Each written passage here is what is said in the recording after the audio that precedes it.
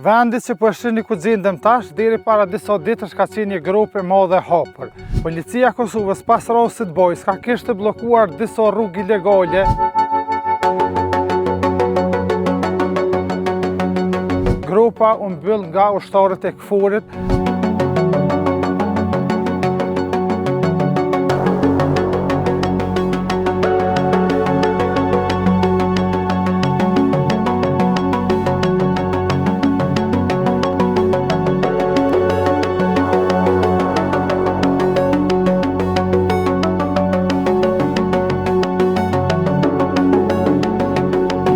Gjendemi në malit e Zubin Potokut, rreth 200 metra pranë kufirit Kosovë-Serbi. Vendi që po shihni ku gjendem tash, deri para disa ditësh ka qenë një grup e madhe e hapur. Qëllimi i kësaj grupe ishte që të pengohen kontrabandistët të qarkullojnë ilegalisht këtej. Policia e Kosovës pas rastit Bojs ka kishte bllokuar disa rrugë ilegale prej Serbisë që kalonin në Kosovë. Njëra prej tyre ishte edhe kjo, ku metoda më e lehtë që kishte gjetur për të bllokuar qarkullimin e kontrabandistëve ishte të hapet një grup e madhe në vendi ku gjendem unë tash. Mirë po, para disa ditësh dikush e mbuloi këtë grup dhe rrugën e bëri të kalueshme.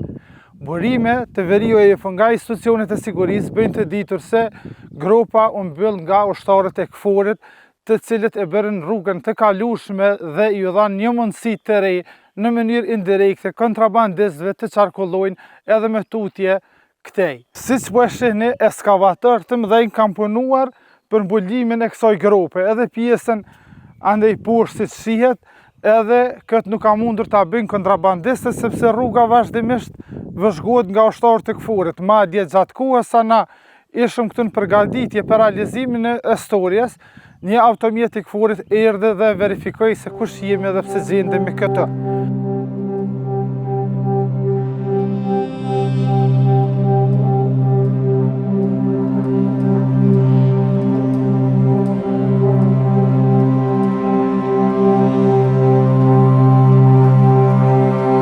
Pra, nuk ka mundësi që kontrabandistët vinë punojnë me ekskavator dhe ta mbulojnë këtë rrugë.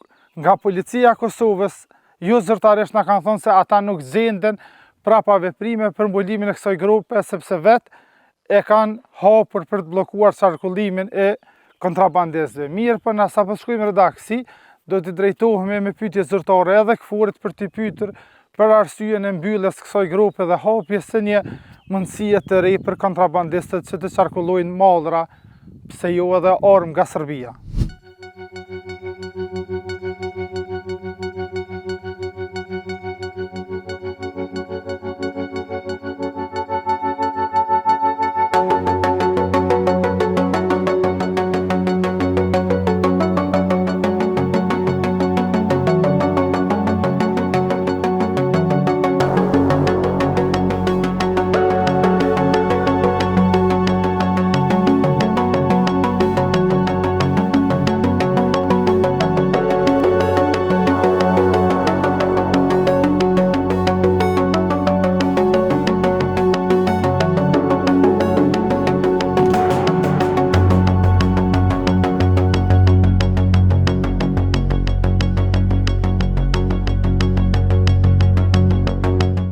Në pamjet që i pat deri me tani ishte rruga prej magjistrales të liçeni Ujmanit deri në pikën ku gjendemi ne. Ndërsa në pamjet në vazhdim do të shihni edhe 200 metra deri pranë kufirit Kosovë-Serbi deri te vija kufitare.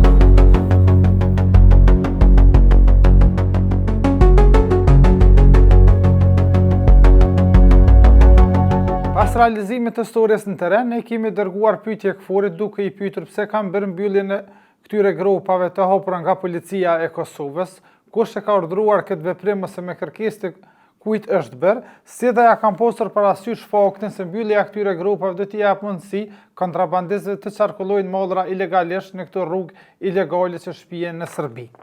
Zyra për informim e KFOR-it ka kthyer një përgjigje për Verijo Info, në të cilën thuhet: në lidhje me pyetjet tuaja, KFOR-i ka mandat të sigurojë një mjedis të sigurt të qëndrueshëm në anën e Kosovës të vijës kufitare administrative.